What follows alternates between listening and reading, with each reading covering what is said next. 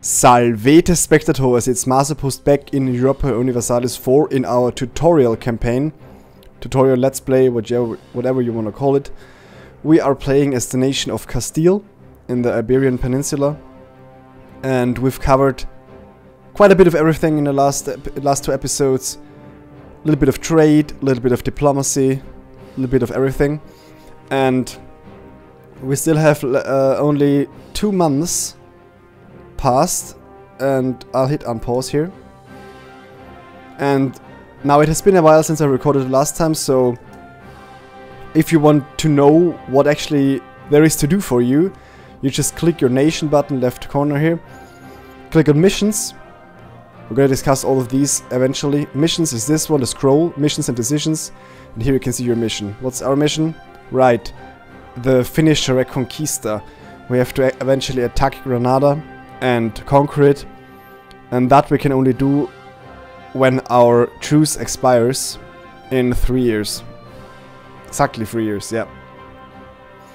In this lower corner there are national decisions.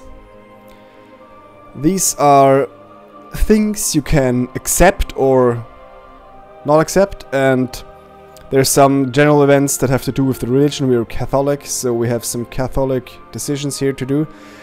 They all need some requirements. For instance, Admin Tech 8 or Admin Tech 10, 8.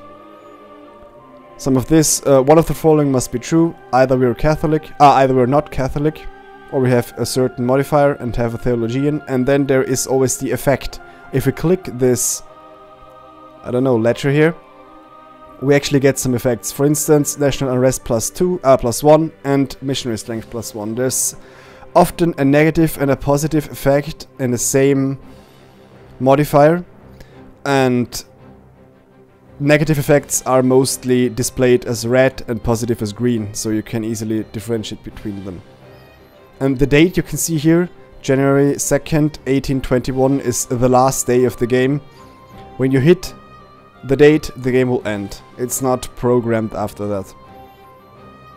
But believe me, you rarely will play for that long, because if you finish the game till 1821, you should have conquered most of the world. You can see pop up some interesting things that might concern you, might be important for your nation. For instance, the Aragon, our rival, if you remember, who hates our guts with -94 reasons, has entered an alliance with Burgundy. If we go to it, we can see here Burgundy. They're the guys in red, in dark red, and they're quite strong. They're far away, so they may not be able to assist them in a war. But it's never good if your rivals ally strong nations. Portugal has allies, England and Castile. If you want to see it on the map, you can just click the diplomacy map mode. You can see here, okay, they have allies in us and in the English. The English are at war with France at the moment. It's the 100 Years' War, and in 99% of all games they'll lose this war. Right. Okay. Let's actually talk a little bit about our main screen here, our nation screen, that has different ledgers. Let's cover them real quick. We have already discussed the mission and decision ledger, and I'll let the game run in the meantime, because not really much happens at the moment. The government. We have discussed this also, especially with concern to the advisor guys. We have hired 3 advisors, 1 for every power, military, diplomatic and administrative, in the last turn or the episode before that. I'm not sure about that now. And as you can see here, our accepted cultures. Our primary culture is Castilian, and we have accepted Andalusian and Leonese.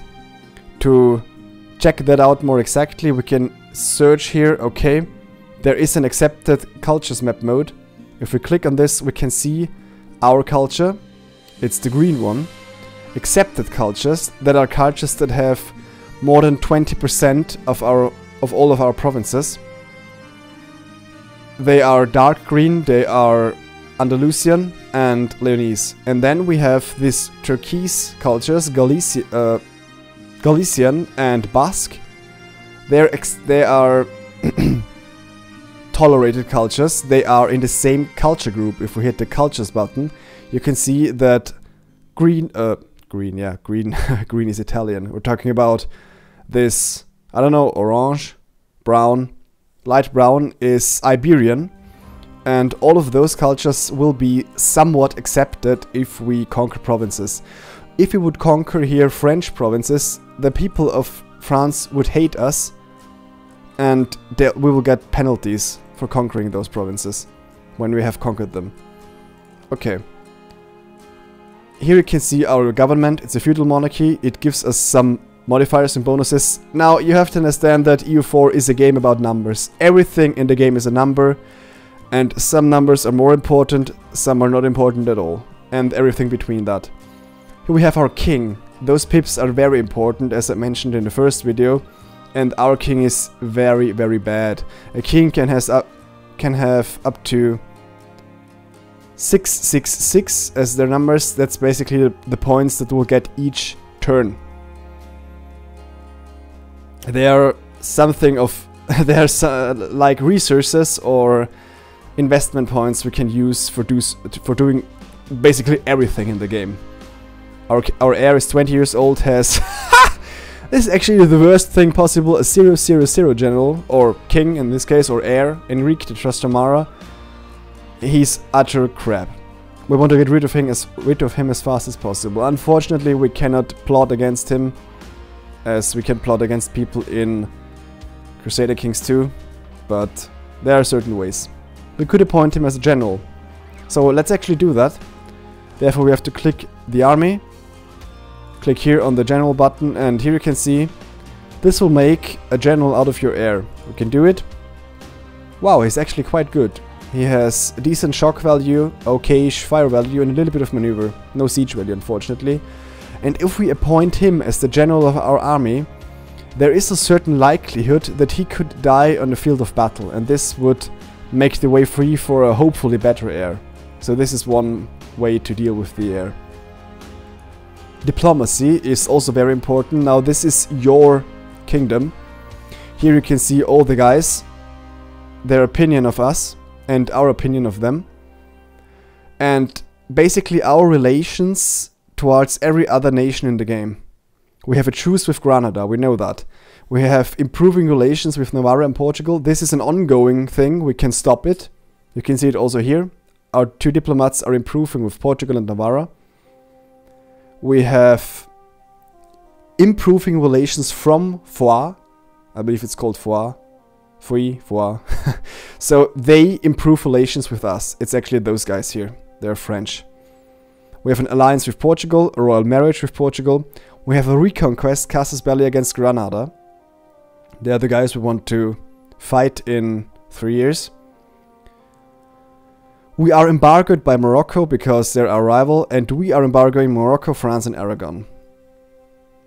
And there's actually our mission, finish Reconquista. So some things are displayed twice and thrice in the game, so you can't miss it. Another number I've mentioned before is the diplomatic reputation. It consists, in our case, out of our legitimacy, because it's not fully up to 100. If we had 100 legitimacy, we would get a whole point of Diplo reputation and +2 from our advisor. He gives us a bonus of 2 here.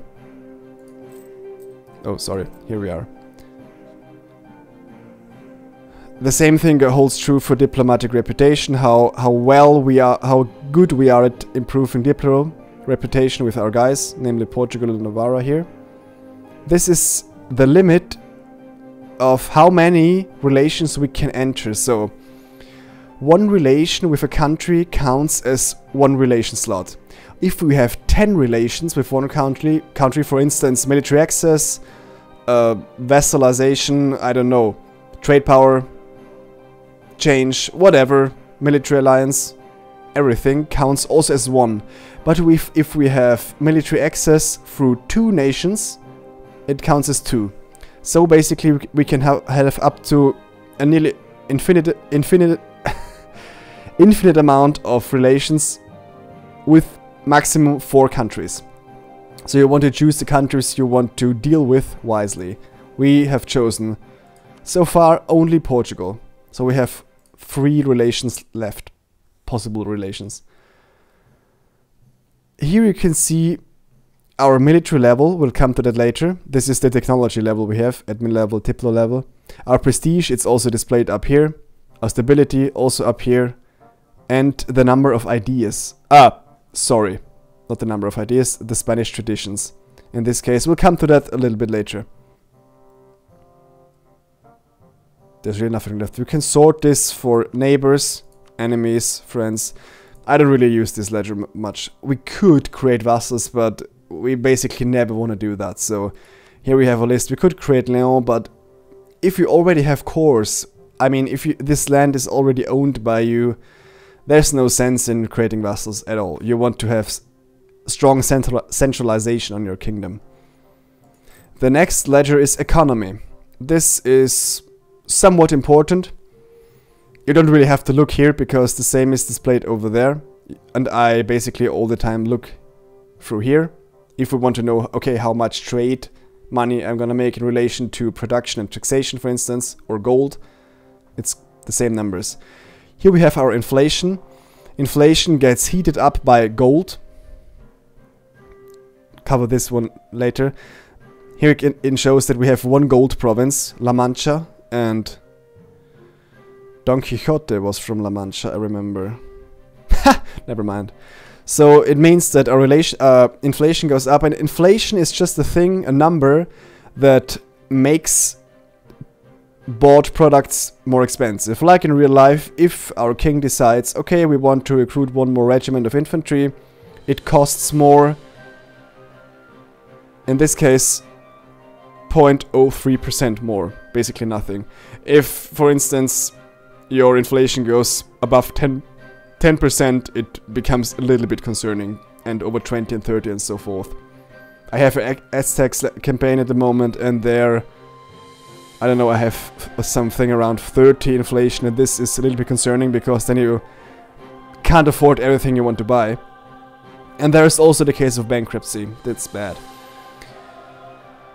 This I'm gonna explain later, and we have here the base tax. If you want to know, okay, how much provinces do we have and how much they yield on base tax, you can look at here, but not really important here.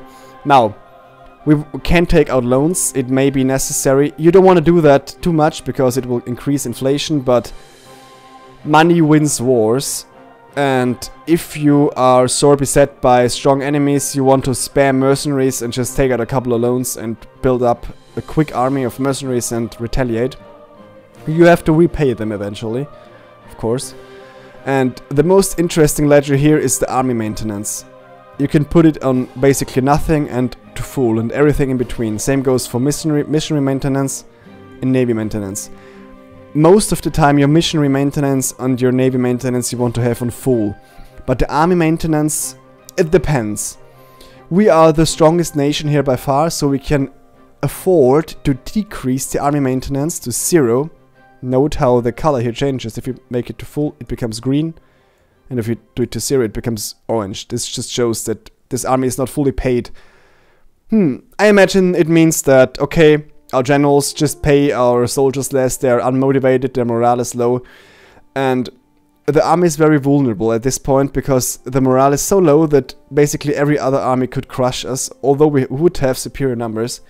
But we are a large nation and nobody really is likely to attack us, so we can afford it. If you are a small nation, you don't want to do that because then it's an invitation for your stronger neighbors to attack you.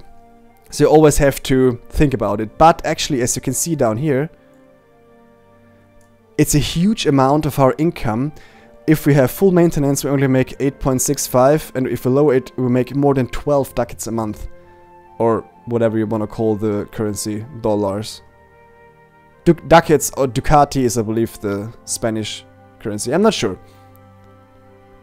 Anyway, it's important. So we want to save money, so we put the maintenance on 0. We only wage war in 3 years, so for now it's not important. Next ledger is trade. Not very important, but still you want to know your way around. those numbers you can basically ignore for the beginning. It's just modifiers that make different aspects of your trade more effective. Ignore that for this time. Here you can see the percentage of trade money income in regard to your overall income. It's not too important. You can see here the same number as you can see here, 5.02. And if you count it all up, you'll see it makes out 22% or 23% of our overall income. Here you can see all the trade nodes we know about. You can sort them by trade power. Of our trade power, of course. We have the most trade power in Sevilla and declined trade power in other provinces that are, not provinces, trade nodes that are upstream.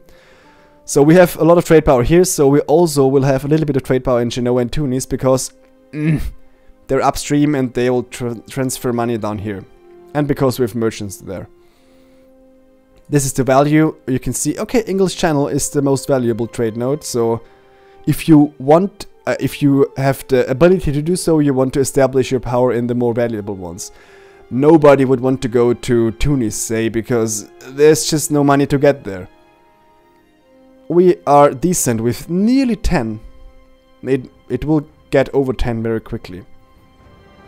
Trade nodes become richer and richer in the future because the production increases and new trade ways will get discovered. Eventually, here, of course, the American trade nodes that, as you can see, flow also to Europe, which is somewhat historical, I'd say. Next ledger is technology.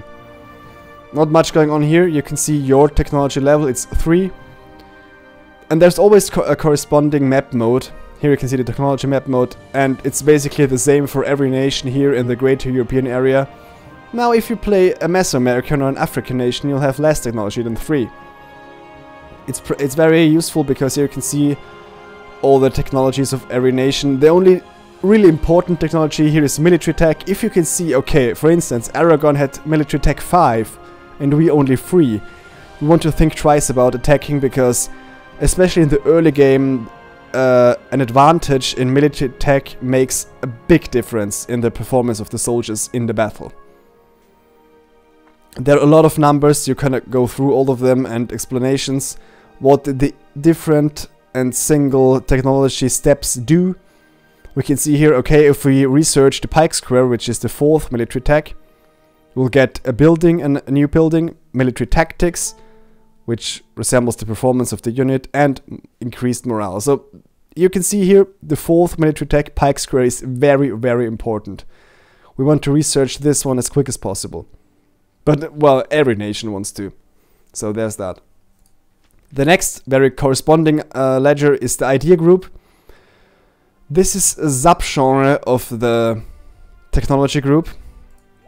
Here you can see if we research the 4th admin tech, it will give us the ability to choose one new idea group.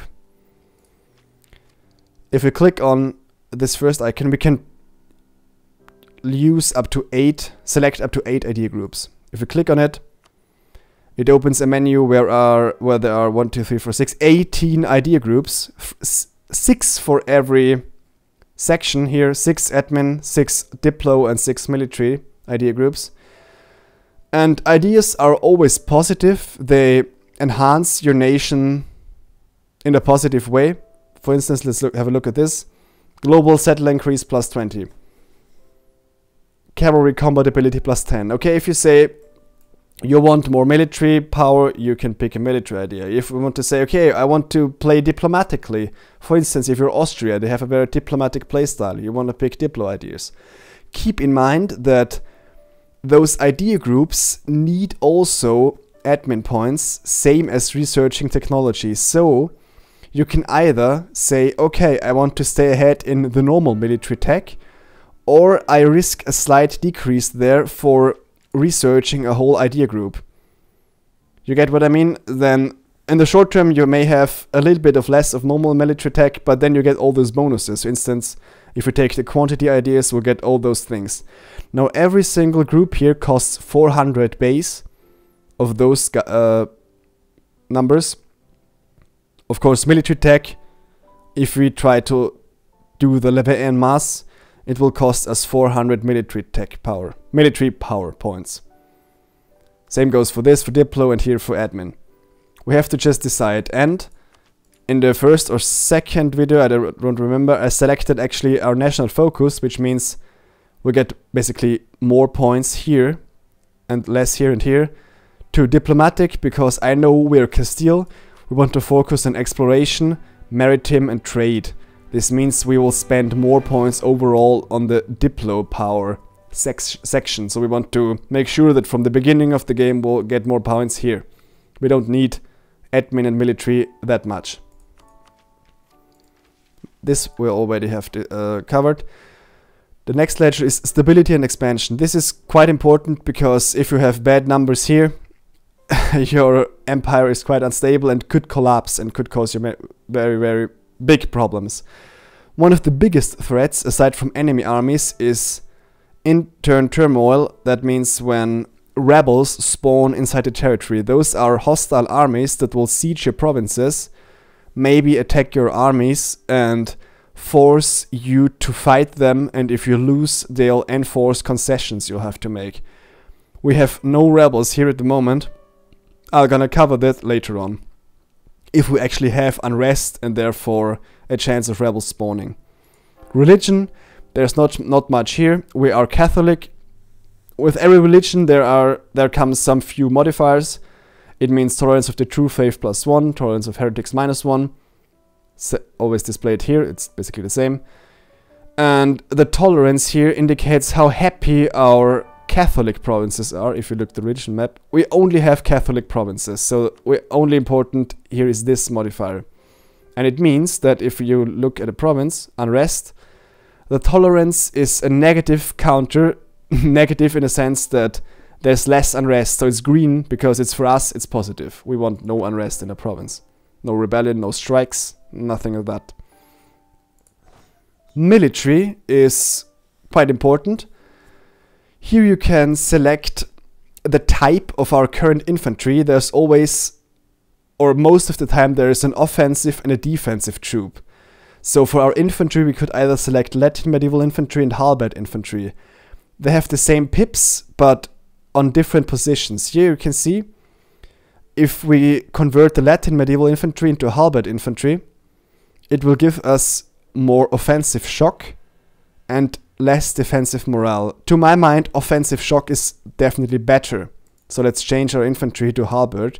Same thing with the cavalry. Change the Latin knights, who have more defensive morale, to the chevauchés, who have more defensive shock. I think, to my mind, shock is better than morale and offensive is better than defensive, because most of the time you want to engage enemy troops, especially if you're the bigger number. And we have the biggest army here, so most of the time we will be engaging.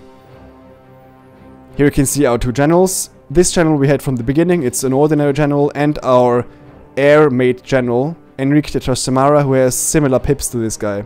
This guy is a little bit faster, he has higher morale. This guy is a little bit better at fighting on close quarters. Here you can see a lot of stuff. Our navy, our army. Numbers of troops we have 7 infantry. That is 7,000 infantry, 6,000 cavalry, 5 heavy ships, 8 light ships and 6 transports. We have covered them the last episode. Our combat modifiers, they're not important. You will see how the army performs in melee when they have engaged. This is actually important. Here you can see how many troops we can field. We have now 23,000 men. We can field up to 30,000. Now we could field also 40,000, but for every regiment that is above our limit, we'll have to pay extra. Now we make good money, so we could afford a few more troops, but most of the time it's not necessary. And if you want to play from a role-playing standpoint, you say, okay, 30 is the maximum, I'm not going to go above it, because especially if the navy is concerned, there is no heavy penalty for going above it. You'll see Venice often fielding twice the number they're allowed, just to beat the Ottoman navy, because they just are very rich. Venice is a very rich empire and they spawn galleys in the hundreds, literally.